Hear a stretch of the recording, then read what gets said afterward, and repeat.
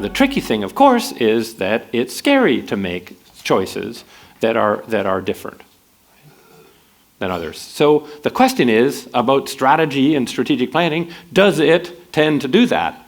Make choices that are truly different? And I would say the answer is no. This is strategic planning 101, right? Which is you tend to study lots of things, right? How do we often start strategic planning processes?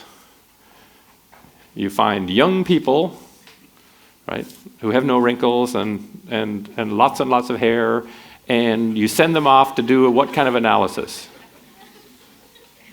What's the classic kind of analysis you start with?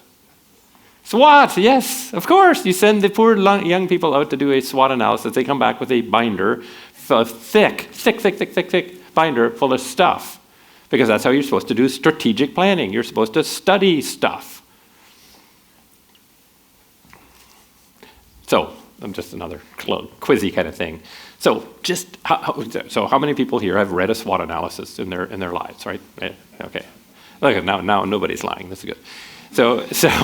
So now think back over all those many SWOT analyses you've ever read, and remember the time when out of that SWOT analysis came a blinding insight for you that changed fundamentally the way you looked at the business.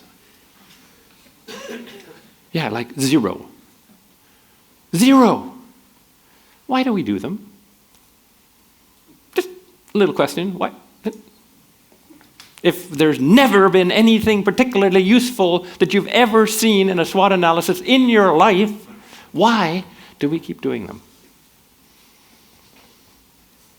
Well, because strategic planning is mainly useless, like 90% of executives say. We study lots of things, we say, oh, let's see, what options could we sell up the chain in the corporate theater. We forecast them, we go around and round and round, and then we go around and round to try and get this consensus around whatever options we've been thinking about. You polish it, you sell hard to management, and then management says, this is our strategy, and then tells people to execute. Is this familiar? More or less? Like, is this an unfair representation of how strategy generally works? And I would just say parenthetically, here's the thing to remember about SWOT. I'd like to kill SWOT. There's no such thing in the world of business as a generic strength or generic weakness, a generic opportunity or generic threat. Something is only a strength or a weakness or an opportunity or threat in the context of a potential where to play, how to win choice. So if you do an analysis of strengths and weaknesses, opportunities and threats before you figure out what your where to play, how to win might be, it is designed to be completely useless.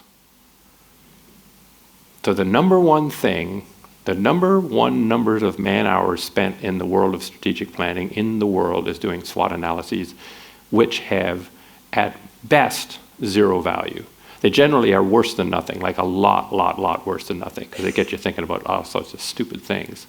So one of the things I would say is a takeaway from this, you could just stop ever doing a SWOT analysis again. You'll save millions the people in this room will save for their organizations millions of person hours on doing things that are between useless and way worse than useless. But I digress.